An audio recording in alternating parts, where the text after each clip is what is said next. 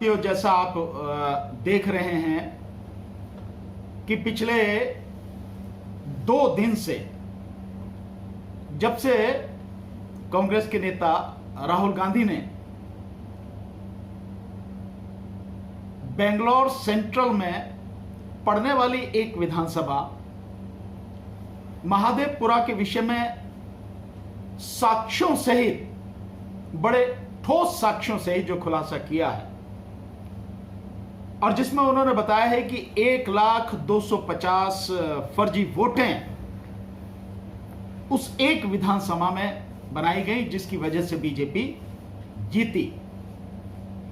इसको लेकर social media में जबरदस्त हंगामा मचा हुआ है और एक रिपोर्ट इस तरह की आ रही है कि अब तक मैंने सुना तकरीबन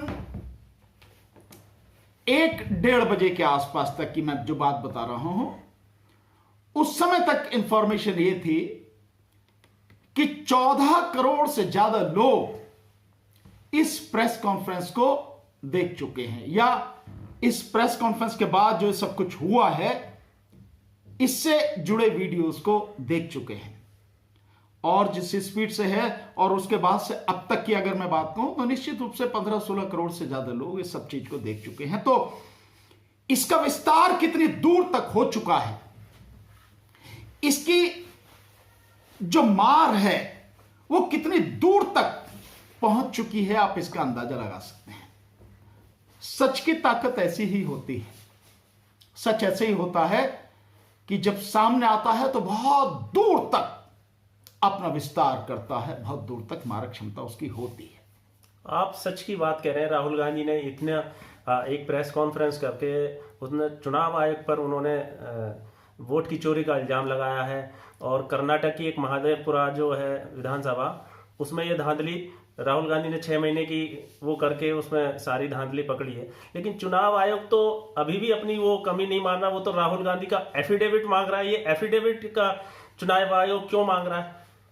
देखिए, मेरे विचार से राहुल गांधी को इसका बड़ा जबरदस्त जवाब देना चाहिए था। अगर कोई मेरे से पूछता तो मैं बहुत सिंपल एक सवाल पूछता, कौन होता है इलेक्शन कमीशन राहुल गांधी से जो है ये एफिडेविट मांगने वाला? कौन है? क्या एक चोर, एक अपराधी जिसने जघन्य अपराध किया है, देशद्रोह का अपराध किया है, जिसके खिलाफ राहुल गांधी पूरे देश को बता रहे हैं, देश की जनता को, नागरिकों को बता रहे हैं, वह इलेक्शन कमीशन को नहीं बता रहे या इलेक्शन के किसी अधिकारी को नहीं बता रहे।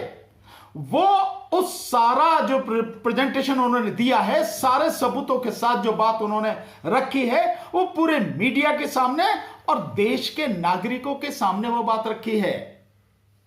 तो वो कौन होता है? इलेक्शन कमीशन कौन होता है? ये मांगने वाला है क्या? उसकी हैसियत, उसकी औकात क्या है? कोई उसकी औकात नहीं, ये मांग नहीं सकता।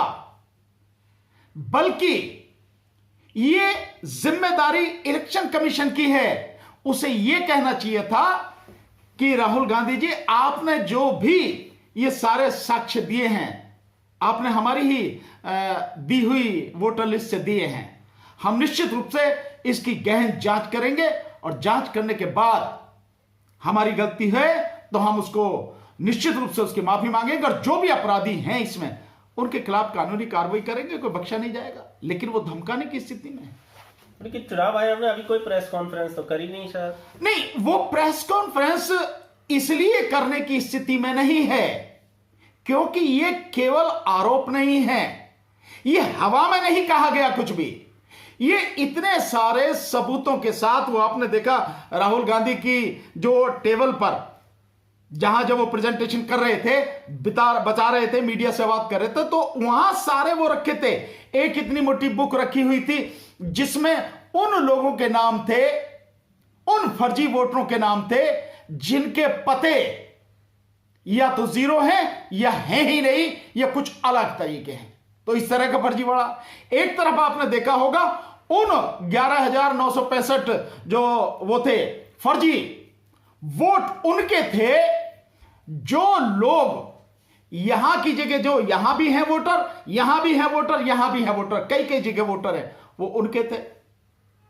इसके साथ साथ वो उसमें वो भी थे जिनके फोटो या तो फोटो दिख ही नहीं रहे थे, या बहुत मामूली से छोटे छोटे फोटो थे, या फोटो थे ही नहीं, ऐसे थे।